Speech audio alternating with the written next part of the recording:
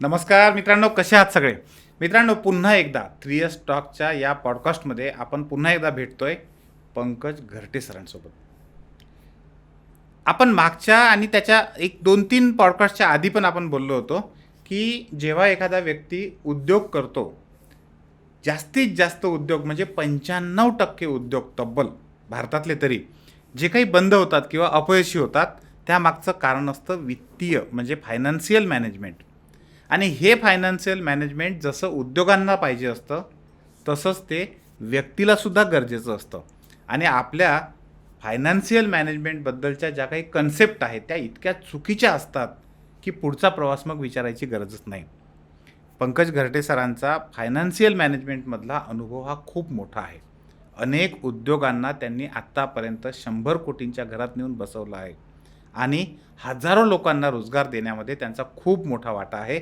आजच्या आपल्या पॉडकास्टमध्ये आपल्याला ते सांगणार आहेत, की हे जे काही उद्योग किंवा पर्सनल जे काही फायनान्स असेल, तर ते तुम्ही कशा पद्धतीनं मॅनेज करू शकता आणि अगदी छोट्या-छोट्या गोष्टी जर का आपण लक्षात ठेवल्या, त्या पद्धतीनं जर का आपण पुढे गेलो, तर एक अतिशय चांगल्या पद्धतीचं financial Yash, everything is possible financially, हे जे त्यांचं ब्रीद आहे, ते कसं सक्सेसफुल आहे, हे ते आपल्याला चांगलं सांगणार आहेत. पंकज सर, 3S टॉकमध्ये आपलं खूप खूप स्वागत आहे. नमस्कार सर. धन्यवाद. आपण आपल्या पॉडकास्टवरती येऊन माझे मत मांडायची मला संधी दिली. कसे आहात? एकदम मस्त मजेत सर. मला आठवतंय सर, आपण अनिल लांबा सरांच्या क्लासमध्ये पहिल्यांदा भेटलो होतो. बरोबर. ज्यावेळेस तुम्हाला पहिल्यांदा भेटलो होतं, त्याच वेळेस मला एक वेगळं अट्रॅक्शन तुमच्या, एक तर व्यक्तिमत्व आहेच तुमचं, काही प्रश्नच नाही ते, परंतु फायनान्शियल जी तुमची समज आहे, डिटेलमध्ये जाऊन एखाद्या गोष्टीचं बारकाईनं कशा पद्धतीनं आपण त्याला काढू शकतो, कुठं प्रॉब्लेम आहे, जसं एखादा डॉक्टर आहे तो डायग्नोस करतो आजाराचं, तसं तुम्ही उद्योगाचं किंवा त्या व्यक्तीचं फायनान्स जे आहे ते कसं डिटेलमध्ये जाऊन शोधून काढता, ते बघून मी खूप जास्त आकर्षित झालो होतो. आणि आज आमचं भाग्य आहे की आमच्या प्रेक्षकांसाठी तुम्ही या ठिकाणी हजर आहात. नाही आपलं परत एकदा पुनश्च धन्यवाद. आपण मला संधी दिलीत आणि तुमचे काही प्रश्न असतील आपण सर, मी पहिल्यांदा जेव्हा तुम्हाला भेटलो होतो त्यावेळेस एक प्रश्न बोललो होतो, तोच आज मला पहिल्यांदा तुम्हाला विचारायचा आहे. बरं. कॅश फ्लोबद्दल अनेक लोकांना, म्हणजे उद्योग सुरू करणाऱ्या सुद्धा, पर्सनल तर आहेच, पण तो उद्योग सुरू करणाऱ्या लोकांना कॅश फ्लो ही कन्सेप्टच बऱ्याच लोकांना माहीत नसते. म्हणजे सर्वसाधारण लोकांना असं वाटतं की हां, कॅश फ्लो म्हणजे काय, येणारा पैसा जाणारा पैसा, एवढं फक्त माहीत असतं. तर ही कन्सेप्ट आम्हाला थोडी अधिक उलगडून, की ज्याचा फायदा सर्वसामान्यांना पण होईल आणि उद्योगवाल्यांना तर 100%च होईल. बरं. आता कॅश फ्लो म्हटलं तर तुम्हाला नेमकं नक्की काय वाटतं? तुमची समजूत काय? कॅश फ्लो म्हणजे काय? मला असं वाटतं की कॅश फ्लो म्हणजे उद्योगामध्ये येणारा रोजचा पैसा आणि जाणारा पैसा, किंवा त्याच्या संदर्भातलं पुढं केलेलं भाकीत. म्हणजे उद्या हे पैसे येणार आहेत, उद्या ते पैसे, त्याच्यासाठी पैसे लागणार आहेत, एवढंच मला माहिती आहे. बरं. कॅश फ्लोवरती जायच्या अगोदर मी तुम्हाला पहिले एक छोटीशी 2 वाक्य सांगतो. माणूस पहिले चुकतो, चुकातून अनुभव येतो आणि मग तो अनुभव तुमच्या पुढील होणाऱ्या चुका टाळायला तुम्हाला मदत करतो. बरोबर. याच कॅश फ्लो म्हणजे नेमकं हेच आहे. अच्छा. आता समजा आता आपला हा पॉडकास्ट कोणी नोकरदार माणूस बघत असेल, हो. तर नोकरदार माणसाचं सर कसं होतं ना, की तो त्याचा महिन्याचा पगार तो त्याला महिन्याच्या शेवटी मिळतो, त्याने दिलेल्या त्याच्या श्रमाबद्दल किंवा त्याने दिलेल्या त्या कंपनीच्या वाढीच्या वेळेबद्दल. बरोबर. आणि तो निर्धारित असतो. म्हणजे उद्या जर तो व्यवसाय तोट्यात गेला तरी त्याला त्याच्या मालकाकडून किंवा त्याच्या कंपनीच्या मालकाकडून त्याला तेवढेच पैसे यायचे आहेत, आणि समजा त्या व्यवसायाने फार नफा कमावला तरी त्याला तेवढेच पैसे यायचे आहेत. बरोबर आहे. त्या पैशांचं तो नियोजन कसं करतो? तर तो पहिले बचत करून मग खर्च करतो का खर्च करून मग बचत करतो, बरं. याच्यावरती त्याचा पुढचा येणारा कॅश फ्लो डिपेंड असतो. हो. आता साधं सोपं जर आपण गणित म्हटलं, समजा एखाद्या नोकरदार माणसाचं महिन्याचं उत्पन्न 1,00,000 रुपये आहे. बरं. हे आपण पोस्ट टॅक्स म्हणतोय. हो. ठीक आहे. 1,00,000 रुपये आणि 1,00,000 रुपयामध्ये समजा सर त्याचं घर खर्च 20,000 रुपये आणि घराचा EMI 50,000 रुपये, 70,000 रुपये तर त्याचे खर्ची पडलेच. हो. आता उरलेले 30,000 रुपयांमध्ये तो किती बचत करतो सुरुवातीच्या काळामध्ये आणि किती पैसेची उधळपट्टी करतो की मला नवीन आयफोन घ्यायचा आहे, तर तुम्ही बऱ्याचशा ॲड बघतात की जस्ट पे ₹5,000 पर मंथ. बरोबर आहे. आपण ते 1,00,000 रुपयाची किंमत बघत नाही नवीन फोनची, आपण फक्त ते ₹5,000 डोक्यात ठेवतो आणि आपण त्या हिशोबाने आपण आपलं म्हणतो की ठीक आहे, माझ्याकडे ₹30,000 आहेत ना. बरोबर आहे. आता तो आयफोन तुम्हाला काय उत्पन्न देणार नाही आहे, तो तुम्हाला फक्त एक सॅटिस्फॅक्शन देईल की माझ्याकडे नवीन लेटेस्ट टेक्नॉलॉजीवाला फोन आहे. बरोबर आहे. पण जर त्याच्या अगेन्स्टमध्ये जर त्याने ते ₹5,000 कुठेही गुंतवले, आता मी काही गुंतवणुकीचा एक्सपर्ट नाही आहे, पण गुंतवणूक म्हणजे साधं सोपं गणित आहे की आज आपण ₹5 लावलेत, तर येणाऱ्या काळामध्ये ते 5 चे ₹6 झाले पाहिजे, ₹7 झाले पाहिजे. आणि तुम्ही त्या गुंतवणुकीला जेवढा वेळ द्याल, हो. तर जेवढा वेळ म्हणजे साधारणतः 10 वर्ष किंवा त्यापेक्षा अधिक, बरं. तेवढ्या दुप्पट जोमाने ते पैसे तुमच्याकडे परत येतील. बरं. पण आपण काय करतो की जर नोकरदार असेल तर म्हणतो अरे पुढच्या महिन्यात बघूया ना, आता ₹30,000 आहेत माझ्याकडे शिल्लक, मला ते खर्च करून मला जगू दे. बरोबर आहे. आणि पैसा ही अशी गोष्ट आहे जी वेळेच्या समान आहे, एकदा गेलेली परत येत नाही. तुम्ही किती जरी पैसे कमवलेत, पण जर तुमचं आर्थिक नियोजन व्यवस्थित नसेल तर तुमचा संसाराचा गाडा डगमगायला वेळ लागत नाही. असे आम्ही बरेच जणं बघितले आहेत की ज्यांचे नवरा बायकोंचे मिळून पगार लाखोंच्या वरती आहेत, पण त्यांच्याकडे महिना अखेरीस ₹5,000-5,000 आर्थिक चणचण असते. याचं कारण असं आहे की आज आपण सगळं काही EMI बेसवरती मिळते म्हणून आपण घेत सुटलो आहे. बरोबर आहे. पण त्याच्याच अपरोक्ष जर आपण जर इन्व्हेस्टमेंट केली किंवा आपण काही पैसे शिल्लक ठेवले आणि ते गुंतवले, नुसती शिल्लक नाही, पहिले आपण म्हणायचो की each penny saved is earned, असं नाही आहे. वाचवलेला प्रत्येक पैसा हा तुम्ही गुंतवला तर त्या पैशाला अर्थ आहे, अदरवाईज त्या पैशाची व्हॅल्यू पुढच्या काही येणाऱ्या काळामध्ये कमी कमी होत जाणार आहे, जर तो तुम्ही योग्य रीतीने गुंतवला नसेल तर. व्यवसायाच्या बाबतीतही तेच आहे. तुम्ही बऱ्याच वेळेला बघतात 100 कोटींचा मालक, सगळ्यांना, किंवा 200 कोटींचा मालक, तर 200 कोटींचा मालक नाही आहे हो साहेब. तो 200 कोटीचा व्यवसाय करतो आणि त्या व्यवसायात सगळे खर्च करून त्याच्याकडे जर 20 लाख रुपये पण जर उरले नाही, तर त्या 200 कोटीच्या मालकाची किंमत काय? बरोबर आहे. बरोबर आहे. जे 20 लाख रुपये उरले नाहीत तर त्या 200 कोटीच्या मालकाची किंमत काय, ती नगण्य आहे तुमच्यासाठी. बरोबर. आपण त्या 200 कोटीच्या आकड्याकडे बघतो, म्हणतो अरे मेरे को भी 200 करोड करना है, असं होत नाही. कसं होतं ना की व्यवसायात तुम्हाला एखादा म्हणजे आपण असं म्हणू की आपण एखादा खरेदी विक्रीचा व्यवसाय करतो आहे, त्याचं बेसिक प्रिन्सिपल त्याचे सेम असतात कुठल्याही व्यवसायात जा तुम्ही, की एखादी गोष्ट तुम्ही ₹10 खरेदी केलीत की ती तुम्हाला कमीत कमी 11 ते 12 रुपयामध्ये विकता आली पाहिजे, कमीत कमी. बरोबर. तर तुमच्याकडे ₹2 उरतील. ते ₹2 तुमचा कॅश फ्लो आहे, हो. ₹12 तुमचा कॅश फ्लो नाही आहे, कारण तुम्हाला ₹10 समोर द्यायचे आहेत ना. Yes yes. तर बऱ्याचदा गल्लत अशी होते की येणारा पैसा व्यावसायिक असो किंवा पगारदार असो, नोकरदार असो, तो म्हणतो की हे सगळे माझे आहेत. असं नाही आहे. तुम्हाला असलेले खर्च करून तुमच्याकडे काय शिल्लक राहते त्याच्यावरती तुमचं पुढचं आर्थिक नियोजन ही खरंच आज काळाची गरज आहे. ग्रेट. येस. म्हणून मी म्हटलं की चुकातून अनुभवातून छानपण, आणि तो तुमच्या पुढच्या चुका तुम्हाला करण्यापासून वाचवतो.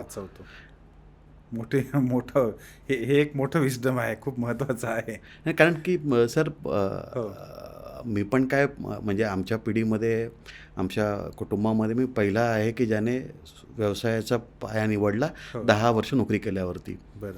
तर त्याच्यामुळे आम्हालाही काही पहिल्यांदा काही कल्पना नव्हती की असं काही असतं. बरं बरं. तर आम्ही आज जिथे काही पोचलो किंवा आम्ही जेवढ्या काही लोकांना मदत केली आहे किंवा आम्ही जेवढ्या काही SMEs किंवा मोठ्या उद्योगपतींना त्यांचे व्यावसायिक गोल अचीव करायला फायनान्शियल हेल्प केली आहे, तर आम्ही त्यांच्या आणि आमच्या दोघांच्या चुकातून शिकलो आहे. बरं. अनुभव तुमच्या चुकातूनच येणार आहे. तुम्ही कदाचित मनकवडे आहेत असं वाटतं मला, कारण पुढचा प्रश्न मी तोच विचारणार होतो की तुम्ही या सगळ्या गोष्टींकडे कसे वळलात. कसं होतं साहेब की मी 2005ला माझं ग्रॅज्युएशन झालं. बरं. वडिलांची फार इच्छा होती की मुलाने आयदर MPSC करावं किंवा लॉ करावं. प्रॉपर मुंबईमध्ये? मी प्रॉपर माझं शिक्षण सगळं मुंबईमध्ये झालं. माझे वडील रिटायर्ड पोलीस ऑफिसर आहेत. तर त्यांचं इच्छा होती की मी लॉ करावं. पण मग मला पहिल्यापासून बोलण्याच्या क्षेत्रामध्ये आवड होती. बरं. तर त्याच्यामुळे मला असं वाटायचं की मी काही करेल पण मी सरकारी नोकरी करणार नाही. अच्छा. तर योगायोगाने मग मी नोकरीला लागलो. HDFC बँकेत सुरुवात केली. बरं. जसं जसं बँकेमध्ये पुढे जात गेलो तसं तसं नवीन नवीन लोकांना भेटत गेलो आणि मग एका वेळेला असं आलं की मी ॲक्सिडेंटली फायनान्स ह्या क्षेत्रामध्ये बँकेमध्ये काम करायला लागलो. अच्छा. माझं तसं वैयक्तिक जे शिक्षण झालं आहे म्हणजे माझ्या शिक्षणाचा आणि माझा काहीच संबंध नाही आहे. मी म्हणजे माझं झालं आहे ग्रॅज्युएशन इन इकॉनॉमिक्स. अच्छा. ठीक आहे. आणि फायनान्समध्ये तुम्हाला बेसिक कॉमर्स हो हवा असतो. हो म्हणजे तुमचं बेसिक एज्युकेशन कॉमर्स असेल तर तुम्हाला डेबिट काय आणि क्रेडिट काय हे समजतं. आम्हाला कसं होतं की मला ते डेबिट आणि क्रेडिटपासून आमची सुरुवात होती. बरं बरं. पण मग जसं जसं वेळ जात गेला आमच्या सिनियर्सकडून आम्ही शिकत गेलो तसं तसं लक्षात आलं की नाही यार तुम्हाला फायनान्समध्ये तुम्ही जर काम करतायत व्यवसायानं तुम्ही जेव्हा पैसे कमवून देत आहेत त्यांना काम करतायत तर त्या व्यावसायिकांबद्दल समजायला लागलं की अरे हा तर फक्त 6वी पास आहे. बरोबर. पण आज साधारणतः त्याच्याकडे 30-40 कोटीची स्थावर मालमत्ता आहे.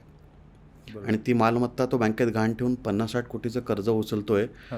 आणि त्या 50-60 कोटीच्या कर्जावरून तो अजून 100-200 कोटीचा व्यवसाय करतो. परत तो 20-25 कोटी रुपये कमवणार आहे. बरं. मग लक्षात आलं की नाही आपल्याला पण जर आपली स्वप्न पूर्ण करायची असतील तर आपल्याला ही रिस्क घ्यावी लागेल. आणि मग एका पॉईंटला येऊन बँकेची नोकरी सोडली बरं. आणि मग कन्सल्टिंग चालू केलं. So accidental banker accidental consultant. Great sir. खूप सुंदर पद्धतीने तुम्ही हे सगळं सांगितलं.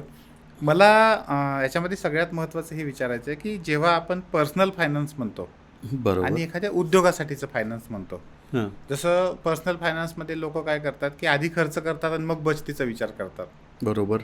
पण उद्योगांमध्ये लोक कुठल्या चुका करतात, खास करून तरुण उद्योजक माझ्या डोळ्यासमोर जो आहे तो आत्ताचा तरुण उद्योजक जो नवीन सुरुवात करणार आहे, पहिल्या पिढीचा आहे.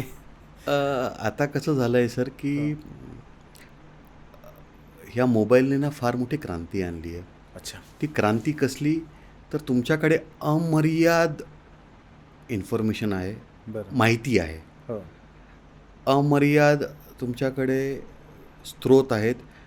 ती माहिती संकलित करून घेण्याची, ती खरी खोटी आहे याची पडताळणी करण्याची. बरं. आणि ही पिढी इथे चुकू राहिली.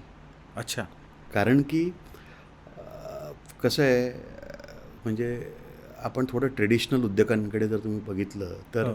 आज जे मोठे उद्योग आहेत भारतात आपल्याला टाटा, बिर्ला, अंबानी आपण म्हणतो. बरोबर. तर अंबानींची जर तुम्ही मुलं बघितलीत, हो. जी दुसरी पिढी तिसरी पिढी त्यांची आज व्यवसायात येते, ते पण तर तेच फॉलो करतायत. हो पण त्यांच्याकडे सगळ्यात मोठी जमेची बाजू आहे त्यांच्या वडिलांचा अनुभव. हो पहिल्या पिढीच्या उद्योजकाकडे किती जरी चांगली आयडिया असली आणि त्याच्याकडे त्या मांजीरामसारखी त्या दगडाला भिडायची हिंमत जरी असली हो. तरी त्याच्याकडे अनुभव नाही आहे. अनुभव एवढा महत्त्वाचा असतो कारण उद्योगामध्ये. जसं मी तुम्हाला पहिले पण सांगितलं की हो. जर तुमच्याकडे अनुभव राहिला असता तर तुमच्याकडनं ती चूक झाली नसती किंवा तुम्ही ती चूक टाळायचा प्रयत्न करू शकला असता. कारण पहिल्या पिढीच्या उद्योजकांमध्ये आणि आताच्या पिढीमध्ये सगळ्यात महत्त्वाचं काय होतं ना सर की सगळ्यांना वाटतं की माझ्याकडे एक चांगली बिझनेस आयडिया आहे. हो. त्या बिझनेस आयडियासाठी मला कोणीतरी एखादा चांगला इन्व्हेस्टर भेटला पाहिजे. हो. मी त्या इन्व्हेस्टरचे पैसे घेईन हो. आणि ते पैसे रातोरात दुप्पट करीन हो. आणि त्याचे पैसे परत करेन. उरलेल्या पैशांवरती मी माझं हे करेन. याला आपण आपल्या जुन्या कथांमध्ये शेख चिल्ली जो होता की तो म्हणायचा माझ्याकडे एक अंडा असेल मग ते अंडा मी उगवेल, त्याची एक कोंबडी होईल, मग ती कोंबडी 2 अंडी देईल आणि मग असं करत करत माझ्याकडे 1000 कोंबड्या होतील.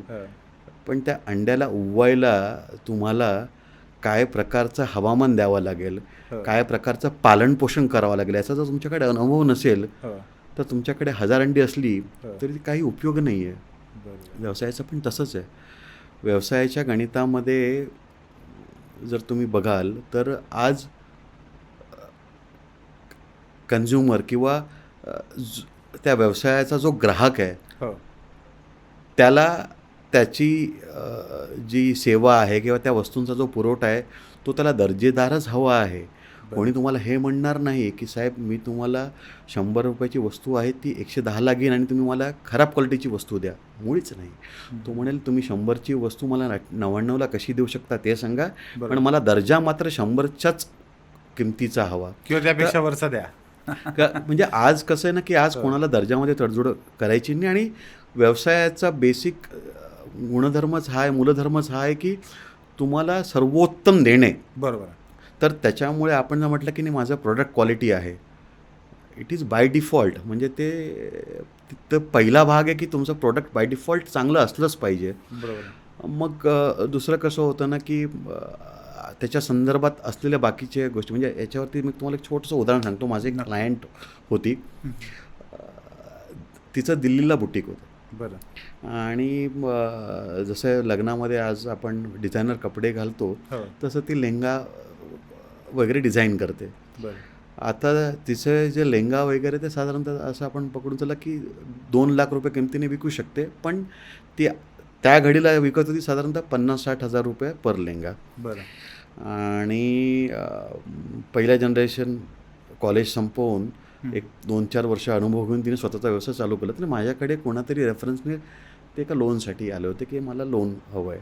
बरं. त्यांचे बॅलन्स शीट सगळं बघितलं. तुम्ही त्यांना विचारलं की तुम्ही काय करतात, कसं करतात. तर एक आपल्याकडे एक प्रोसेस असते, आम्ही समजून घेतो तुम्ही व्यवसाय कसा करतायत. तर मी त्यांना विचारलं मॅडम हा तर लाख रुपयांना गेला पाहिजे, पण त्यांचं असं म्हणणं होतं की नाही माझ्याकडे 50,000च्या वरती गिऱ्हाईक येतच नाही. बरं. मग जेव्हा आम्ही अभ्यास केला तर मला लक्षात आलं की त्यांच्याकडे 50,000च्या वरचं गिऱ्हाईक येणं पॉसिबलच नव्हतं. कारण की त्यांचं जे शोरूम होतं हो. किंवा त्यांचं जे दुकान आहे हां हां. त्या दुकानाच्या 4 ते 5 किलोमीटरच्या परिभागामध्ये ॲव्हरेज लग्नासाठी स्पेंडिंग करणारी जी कॅपॅसिटी आहे लोकांची ती 30 ते 35,000च होती. अच्छा. म्हणजे ज्याला आपण मिड मार्केट स्पेंडिंग म्हणतो. बरोबर. मी म्हटलं मॅडम आपण एक काम करू, आपण दुकान रिलोकेट करूया आणि थोडं आपण वरच्या लेवलला जाऊ. तर ती म्हणे नाही नाही माझं भाडं वाढेल. हां हां. म्हणजे नवीन ठिकाणी जाणं जिथे लाख रुपयामध्ये ते आरामशीर लेहंगा विकू शकत होते त्या ठिकाणी जायला त्यांना साधारणतः महिन्याचं भाडं होतं 25,000 रुपये. बरं. आणि जे आता जिथे ऑपरेट करत होते त्या हो. तिथे त्यांचं महिन्याचं भाडं होतं 7,000 रुपये. बरं. तर भाडं दुपटीच्या वरती वाढतंय. हो. मग मी त्यांना फायनान्शियल डिकोड करून सांगितलं की एका लेहंग्यावरती तुम्ही आज जे 50,000 रुपये कमवत आहेत, हो. ज्याच्यामध्ये साधारणतः तुमचा 30,000 रुपये खर्च आहे, सगळा खर्च पकडून, हो. तोच लेहंगा तुम्ही लाख रुपयाला विकला किंवा तुम्ही 90,000ला विकला, तुमचं भाडं एवढ्याने वाढलं तरी तुमच्याकडे साधारणतः इथे 15,000 होतात, पण तिथे तुमच्याकडे 35,000 रुपये एका लेहंगामागे कमीत कमी उरत आहेत. निव्वळ नफा कॅश फ्लो राहील. बरोबर आहे. आणि म्हटलं 1 वर्ष करून तर बघा. हम्म. म्हणजे मी त्यांना पैसे तर दिलेच, पण हो. पैसे देताना मी त्यांना हे समजून सांगितलं की नुसतं पैसे घेऊन नाही चालत. म्हणजे पैसे उभारणं सोपं आहे पण ते वापरणं कठीण आहे. कारण की तुम्ही आलेल्या पैशांचा विनियोग कसा करतात याच्यावरती तुमची पुढची बरीचशी वाटचाल अवलंबून असते. अगदी. आणि बऱ्याच वेळेला उद्योजक तिथेच पहिल्या पिढीचा मार खातो की तो म्हणतो की यार माझ्याकडे पैसेच नाही आहेत. नो डाऊट प्रत्येक व्यवसायाला सुरुवातीला हे चॅलेंजेस असतात, ते आपण आपल्या आपल्या पद्धतीने ओव्हरकम करायचेच असतात. परंतु सगळ्यात महत्त्वाचं आहे की तुम्हाला तुमच्या प्रोडक्टबद्दलची माहिती सोडून बाकीची माहिती तुमच्याकडे काय आहे. जर ती तुमच्याकडे माहिती नसेल तर ते सांगणारं तुमच्याकडे कोणी व्यक्ती आहे का. बरोबर आहे. कारण की हे इम्पॉर्टंट आहे. म्हणजे आज पहिल्या पिढीचे उद्योजक आपण जर बघितलेत तर तुम्ही बघा की आजकाल न्यूजपेपरमध्ये बरेचसे स्टार्टअप फाउंडर्स हो. फीचर्ड असतात. हो. म्हणजे ते फिजिक्सवाले सर त्यांच्यावरती सिरीज येऊन गेली. बरोबर आहे. ठीक आहे. परत झेप्टो आहे, झोमॅटो आहे. आता झेप्टोचा IPOसाठी त्यांनी DRHP फाईल केलेलं आहे. हो हो असे लाखों करोडोमध्ये एकच आहे तो. हो. आणि आपलं उद्देश त्यांच्यावर काम करणं त्यांना शिकवायचंच नाही आहे. जे छोटे उद्योजक आहे जे वर्षाला 2 कोटीचा व्यवसाय करून 20 लाख रुपये बचत कमवू शकतात, कॅश फ्लो आणि प्रॉफिट घेऊन जाऊ शकतात, हो. असे 20 लाखवाले उद्योजक आपल्याला तयार करायचे आहेत. भले त्याचा टर्नओव्हर 2 कोटी असो पण तो 20 लाख रुपये कमवतोय. बरोबर. आज तुम्ही झेप्टो बघाल, भले ते 17,000 कोटीचे हो. डिलिव्हरी करत असतील, हो. अजूनही ती कंपनी तोट्यात आहे. ॲक्च्युअल जर पाहायला गेलं तोट्यात आहे. आणि किती दिवस तुम्ही लोकांच्या पैशांनी बरोबर. बिझनेस चालवणार. एक लिमिट आहे. बरोबर आहे. ग्राउंड लेवल पण खूप महत्त्वाची आहे. कसं असतं की सुरुवातीच्या काळात डेफिनेटली आपण धंदा करताना व्यवसाय करताना आपल्याला पैशांची गरज लागत राहते, आपण नुकसानीमध्ये काम होत राहतं. पण आपलं जे नुकसान आहे ते नेमकं कुठे होतं आहे, हो त्याच्या संदर्भातले फॅक्टर्स काय आहेत हो आणि ते ओव्हरकम करायला आपल्याला कसं करायला, कारण की शेवटी कसं आहे ना सर, जर धंद्याचा सगळ्यात मोठा धंदा तुम्हाला माहिती आहे का काय आहे? हां धंद्याचा सगळ्यात मोठा धंदा हा आहे की त्याने नफा कमवणं. बरोबर आहे. जर त्या धंद्याने नफाच नाही कमवला तर धंदा टिकणारच नाही, बरोबर. आणि जो टिकलाच नाही हो मग तो पुढे काय जाणार. बरोबर. त्यामुळे तुम्ही बघाल तर पहिल्या पिढीचे जे उद्योजक आहेत साधारणतः, म्हणजे माझाही अनुभव ते सांगतो की 70 ते 80% व्यवसाय बंद होतात पहिल्या 5 वर्षामध्ये. अच्छा. म्हणजे आमच्यावरती पण ती वेळ आली होती, बरं म्हणजे बिईंग अँड कन्सल्टंट आमच्यावरती पण ती वेळ आली होती. बरं बरं बरं. पण आम्ही थोडंसे नशीबवान होतो की हो. आम्ही हिंमत धरली, हो आम्ही आमच्या चुकांचा अभ्यास केला. म्हणजे असं काही नाही की मी जर लोकांना पैसे करून देतो हो किंवा लोकांच्या व्यवसायांना मी त्यांना निधी उभारायला मदत करतो किंवा त्यांचं वर्किंग कॅपिटल किंवा फायनान्शियल रेस करतो म्हणजे माझ्याकडे सगळी अक्कल आहे, मुळीच नाही. हम्म. मग आमच्याकडे जी अक्कल आली आहे हो ती 10 वर्ष नोकरी करून आम्ही दुसऱ्यांच्या बॅलन्स शीट बघून त्यांना प्रश्न विचारायचो, कारण मी जेव्हा बँकेत काम करायचो तेव्हा मी काहीतरी देणार होतो. बरोबर. त्याच्यामुळे काय होतं की त्याला माझ्या प्रश्नांची उत्तर देणं भाग होतं. भाग होता. हो. आणि मग आतमध्ये जाऊन आपल्याला हे प्रपोजल सँक्शन करून घ्यायचं आहे, तर क्लायंटने दिलेल्या उत्तरामध्ये आपल्याला काय ॲडजस्टमेंट करायची आहे किंवा त्याला ते कसं रिप्रेझेंटेशन करायचं आहे, हो हो तर ते करून आम्ही करून घ्यायचो. पण मग जेव्हा स्वतःचा व्यवसाय चालू केला तेव्हा आम्ही ह्याच भ्रमात होतो बरोबर आहे. की 3 साल में सर फोड लेंगे. हम्म. सर 10 वर्ष झाली. अच्छा. म्हणजे त्यावेळेला जे व्यवसायाचं जे उद्दिष्ट ठेवलं होतं की 3 वर्षामध्ये ना आपण इथे पोहोचू, हां हां हां. तिथे मी आत्ता 12व्या वर्षी पोहोचतोय. वा. बरोबर.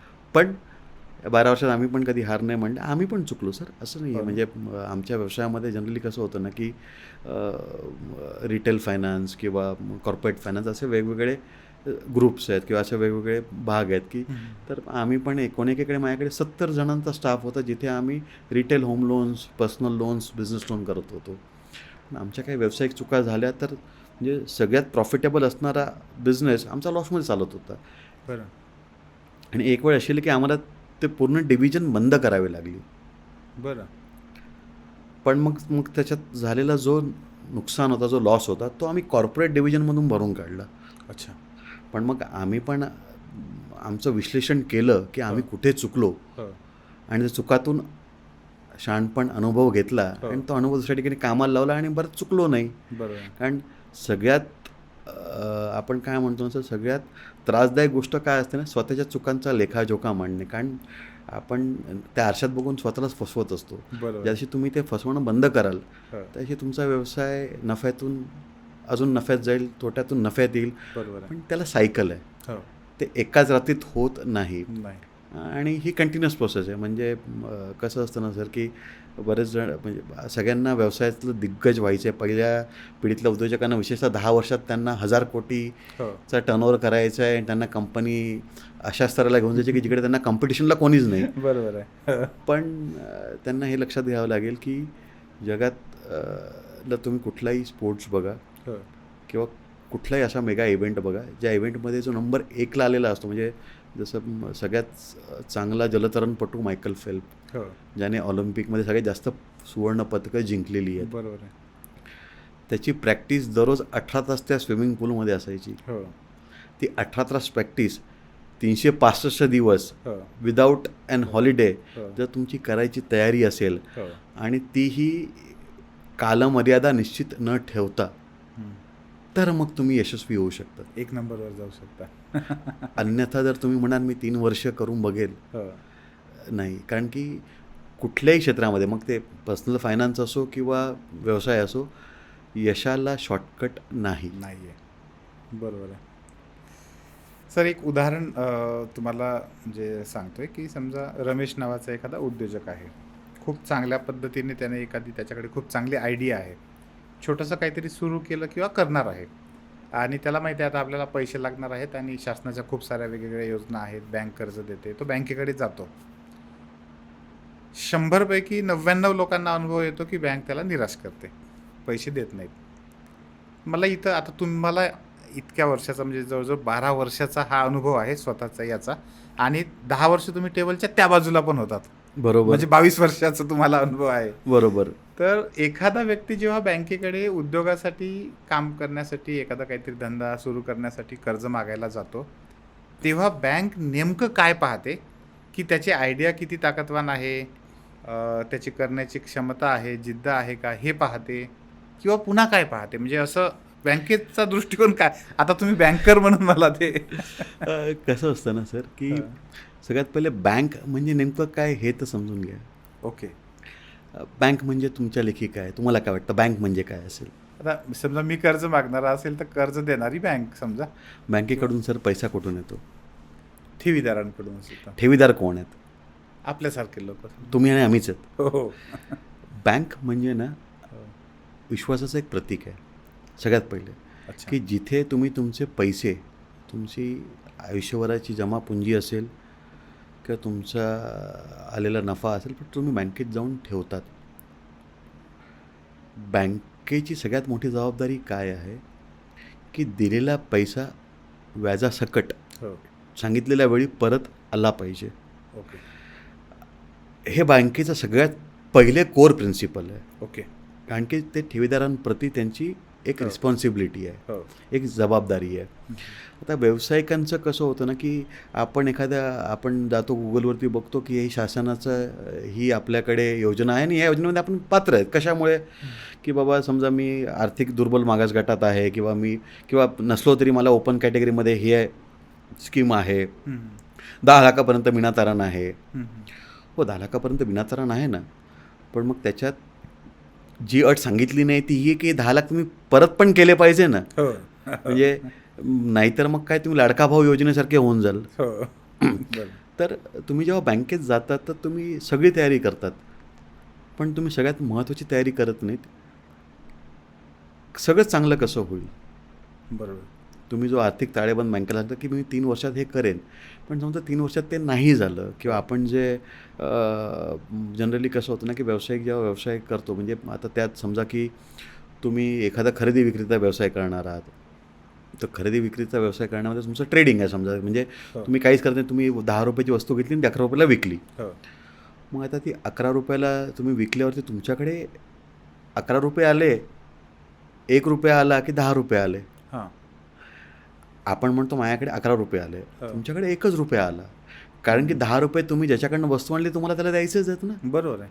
आणि ते दिलं तर तुमच्याकडे 1 रुपया उरला. आता त्या 1 रुपयामध्ये तुम्ही तुमचा बँकेचा हप्ता हो. किंवा व्याज, हो.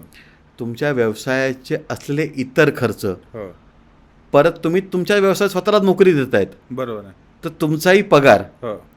हे निघालं पाहिजे ना. बरोबर आहे. तर हे निघायला तुम्ही म्हणाल की मार्केटमध्ये तर फार कॉम्पिटिशन आहे, मी 10ची वस्तू 12ला विकूच शकत नाही. हो. तुम्ही 12ला नाही विकू शकता, तुम्ही 10.5 रुपयाला विकून पण तुम्ही नफा कमवून बँकेचे पैसे भरू शकतात. ओके. सगळ्यात महत्त्वाचं आहे की तुमच्याकडे तुमचा जो बिझनेसचा जो प्लान आहे, हो. त्या प्लानवरती तुम्ही एवढं काम केलं पाहिजे की जेव्हा तो बिझनेस तुमच्यासाठी ते प्लान जेव्हा काम करायला चालू करेल, हो. तेव्हा त्या प्लॅनने तुम्हाला निराश नाही केलं पाहिजे. तर बँकेला काय हवं असतं, बँकेचा एकच सगळ्यात मोठा पॉईंट हा असतो की तारण किंवा तारणाशिवाय हो. बँक कर्ज देते. हो. त्यांचा धंदा तुमचं तारण घेऊन NPA झालं तर विकणं नाही आहे, त्यांचा इंटरेस्ट त्यांच्या इंटरेस्टमध्ये आहे. तर व्यावसायिक म्हणून तुम्ही जेव्हा बँकेकडे तुमचे प्रपोजल घेऊन जातात, हो. तुम्ही त्यांना जेव्हा ते एक्सप्लेन करतात, तर तेव्हा ते तुम्हाला काही प्रश्न विचारतात की ठीक आहे साहेब, हे किती दिवसाच्या उधारीने तुम्ही देणार, हो. किती दिवसाच्या उधारीवरती घेणार, तुमचा प्रोसेस टाईम काय. हो. तर तुमचा लागणारा प्रत्येक वेळ हो. तुम्हाला मोजता आला पाहिजे, तासांमध्ये, दिवसांमध्ये हो. आणि पैशांमध्ये सुद्धा. हो. कारण की सहज साधं सोपं उदाहरण सांगतो सर तुम्हाला, की समजा रमेश आहे, रमेशचा व्यवसाय फार, त्या डोक्यात फार सुंदर आयडिया आहे की हो. तो सागवानाच्या लाकडापासून काहीतरी बनवणार आहे आणि त्याला मार्केटमध्ये फार पुढे येऊन डिमांड आहे. हो. बँकेत जातो तर त्याला पैसे कशासाठी हवे आहेत, ते सागवानाचं लाकूड घ्यायला. हो. आता समजा बँकेने त्याला पैसे दिले, हो. त्याने ते सागवानाचं लाकूड घेतलं, हो. पण त्याला कारागीरच मिळाला नाही, हां. तर बँकेला तो जाऊन असं म्हणून काय तुम्ही मला 10 लाख रुपये दिले होते, 10 लाख माझ्याकडे द्यायला हे सागवानचं लाकूड घ्या, नाही. बँक घेणार आहे का? नाही. बरं, त्याने ज्याच्याकडून ते लाकूड आणलं हो. त्याच्याकडे जाऊन तो म्हटला की 10 लाख रुपयाचं लाकूड आहे, हे लाकूड परत घ्या आणि मला 9 लाख रुपये परत द्या, मिळणार आहेत का? नाही. समजा त्याला कारागिरी मिळाला, कारागिरीने ते बनवूनही दिलं हो. आणि तो विकायला गेला आणि त्याला समजा कोणी सांगितलं की बाबा मी हे 15 रुपयात घेईन, हो. पण मी तुला पैसे 6 महिन्याने देईन हो. आणि बँकेचा हप्ता त्याला तिसऱ्या महिन्याला भरायचा आहे, बरोबर आहे. मग चालणार आहे का? नाही चालणार. तर कसं असतं ना की आपण पेपरावरती ते गणित मांडलं की मी 10 रुपयाला घेतलं, 15 रुपयाला विकलं, माझा हो. नफा 5 रुपये बँकेला दिले, 2 रुपये 3 रुपये घरी घेऊन मी आपला संध्याकाळी जाऊन आराम. हो. पेपरावरती सगळी गणितं सुटतात. जेव्हा तुम्ही ते ॲक्च्युअलमध्ये इम्प्लिमेंटेशन प्रॅक्टिकलमध्ये तुम्ही जेव्हा ते व्यवसाय करायला चालू करतात ना, तेव्हा तुम्हाला समजतं अरे मी ट्रकचं भाडं तर पकडलंच नव्हतं, अरे मला तर कल्पना नव्हती की डिझेल आज 99 आहे आणि आता 120 झालं आहे. कारण काही तुमचे खर्च जे आहेत हो. ते डिपेंड ऑन द मार्केट आहेत. किंवा तुम्ही म्हटलं तसं की आपल्याला द्यायचे पैसे 3 महिन्यात आणि येणारही 6 महिन्यानंतर, मग ते तुम्ही कसं कराल? कसं करणार?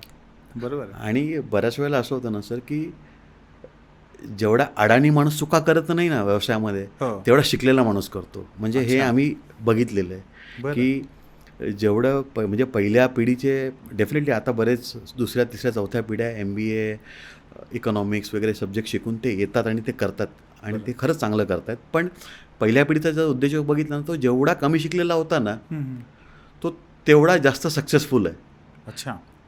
म्हणजे सर्वोच्च नागरी पुरस्कार काय आहे भारतामध्ये? भारत. पद्मश्री. हो. कुठल्याही सिव्हिलियन माणसाला. हो. हो. 2 वर्षापूर्वी भारत सरकारने पद्मश्री सर्वोच्च नागरी पुरस्कार दिलेला आहे श्री सावजीबाई ढोलकिया यांना. अच्छा. सावजीबाई ढोलकिया हे मला वाटतं SRK किंवा SRK त्यांचं कंपनीचं नाव आहे, जे डायमंड हिरेचे दागिने आणि हिरे एक्सपोर्ट करतात. अच्छा. साधारणतः 20,000 कोटीचा टर्नओव्हर असेल त्यांचा आता. बरं. ते गुजराती 4थी का 6वी पास आहेत बरं. त्यावेळेला. बरं. आणि त्यांनी जे सामाजिक कार्य केलं त्या सामाजिक कार्यासाठी सरकारने त्यांना पुरस्कार दिला. तर सामाजिक कार्यामध्ये त्यांनी काय तर गुजरातमध्ये राजस्थानमध्ये तिथे पाण्याचे प्रॉब्लेम्स आहेत, पाणी टंचाई वगैरे, तर तिथे त्यांनी श्रमदानातून बरेचसे कालवे शेततळी उभा केलेत. बरं. आणि त्याचा निधी त्यांनी त्यांच्या व्यवसायातून कमवलेल्या प्रॉफिटमधून दिलेला आहे. त्यासाठी त्यांनी सरकारची मदत घेतलेली नाही आहे. ओके. त्यांनी 10 लाखापेक्षा जास्त झाडं जगवली आहेत. हो. लावलेली नाही, जगवली आहेत. जगवलेली आहे. आता जर आपण असं समजू की समजा ह्या सगळ्या कार्यक्रमासाठी त्यांनी 50 कोटी रुपये खर्च, हो. ॲक्च्युली याच्या फार जास्त पैसे खर्च केले, 50 हो. कोटी रुपये खर्च केले असतील. या 50 कोटी त्यांनी कुठे ना कुठे पहिले कमवले आहेत.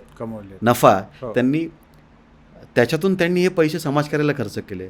तुमचं पोट भरलं असेल तर तुम्ही दुसऱ्याचं पोट भरू शकाल. बरोबर.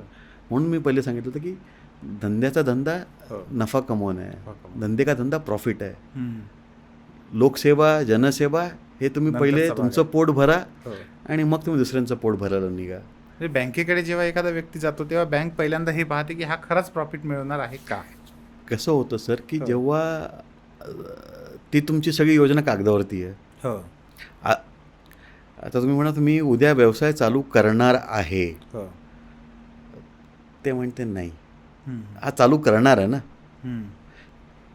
ते त्याला जास्त महत्त्व देत नाही. पण तुम्ही एखादा व्यवसाय चालू केला आहे आणि भले तुम्ही लॉसमध्ये असाल, अच्छा, भले तुमचा नफ्याचं गणित बिघडलेलं असेल, हो. पण तुम्ही काहीतरी व्यवसाय करता आहेत आणि हो. तुमच्याकडे दाखवायला त्याचे काही ना काही आकडे आहेत. ओके. म्हणजे बँकेमध्ये व्यावसायिकाचा सगळ्यात मोठा रेफरन्स किंवा एखादा व्यवसाय किती चांगला आहे किंवा किती खराब आहे किंवा हा खरंच व्यवसाय चांगल्या पद्धतीने करू शकतो आहे का, याचा जे सगळ्यात मोठा पुरावा जो आहे ना, ते त्याचं बँक स्टेटमेंट आहे साहेब. तो त्याचा आरसा आहे. बरोबर. एकदा जर तुमचं एका वर्षाचं बँक स्टेटमेंट नुसतं जरी आम्ही बघितलं ना, तरी आम्हाला अंदाज येतो की तुम्ही नेमकं करताय काय. आता याच्या बँक स्टेटमेंटमध्येच काही नाही, हो. तर सगळं काही उद्या होणार आहे हो. आणि मग उद्या ते नाही झालं तर काय. बरोबर. म्हणून मग बँक म्हणते की सर योजनेमध्ये तर तुम्ही बसतायत, हो. पण तरी तुम्ही आम्हाला थोडंसं काही कोलॅटरल असेल किंवा काही मालमत्ता कारण बँकेचा व्यवसाय मालमत्ता गहाण ठेवून विकणं नाही आहे, हम्म. समजून घ्या. हो. जेव्हा तुम्ही एखादी तारण द्यायला मालमत्ता, आता 20-25-30 वर्षाचा पोरगा असेल, त्याचं स्वतःचं घर तर आहे नाही. हो. ते घर नॉर्मली नावाचं कोणावरती असतं, बरोबर. आई हो. किंवा वडील, हो. मग ते पण जामीनदार झाले. हो. तर तुमची स्किन इन द गेम आहे. मग तुमचं काहीतरी लागलं आहे, बरोबर. तुमचं राहतं घर किंवा दुकान काही, हो. वडिलोपार्जित काही ना काही, मग तिथे नाही यार माझं घर लागलं आहे. बरोबर. मग तुम्ही अजून समयसूचकतेने व्यवसाय करतात किंवा तुम्ही अजून फोकसून काम करतात. बरोबर. ज्या गोष्टी तुमचं काही लागलंच नाही, तुम्हाला काय फरक आहे? गेलं काय आणि राहिलं काय. हेच तर स्टार्टअप इकोसिस्टम बरोबर होतं आहे. बरोबर आहे. म्हणजे आज तुम्ही बघा की आज मी सिरीज आहे, मी फंड रेज करतो आहे, हो. तर मी काय करतो आहे की मी आज नुकसान आहे पण मी उद्या नफा कमवेल हो. आणि तुम्हाला पैसे परत करेन किंवा तुमचं व्हॅल्युएशन वाढेल, याच्यावरती तुम्ही पैसे आज इन्व्हेस्ट करत चालले आहेत. मग एक पॉईंट असा येतो की existing set of investor invest करत नाही, मग नवीन सेट ऑफ इन्व्हेस्टर येतात. बरोबर आहे. तुम्ही जर ही इकोसिस्टम बघितली हो. हो. हो. तर अशी- तुम्हाला लक्षात येईल की तिथेही तसंच होऊ राहिलं. हो. हो. हो. बरोबर आहे.